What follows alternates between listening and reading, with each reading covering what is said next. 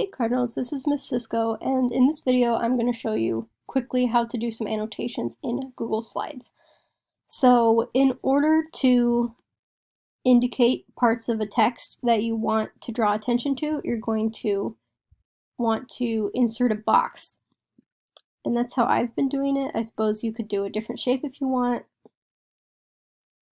So you could do a box or a rounded box or something like that, but a box seems pretty simple. So you're going to select box, and then you're going to drag and drop where you would want it.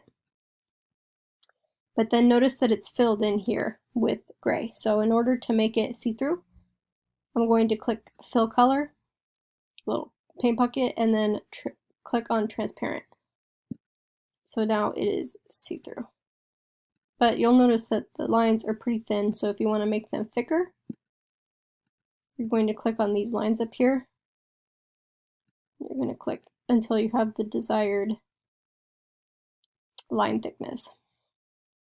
You can also do the same with, you can create lines if you want to underline instead of drawing boxes. So you click Insert, Line, Line, drag. And then again, the same thing with changing line thickness. You can use that to underline. You can also insert text boxes. So you're going to go to Insert, Text Box. You're going to click wherever you want it and adjust the size of the text box. Then you're going to start typing.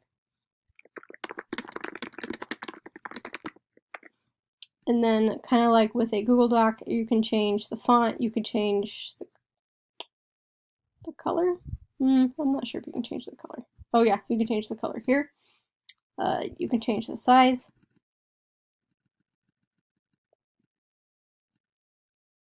Change the font. I like Times New Roman, but there are lots of fun fonts. If you want to change the font to something else, make sure it's readable. So that is a very quick how to annotate in Google Slides.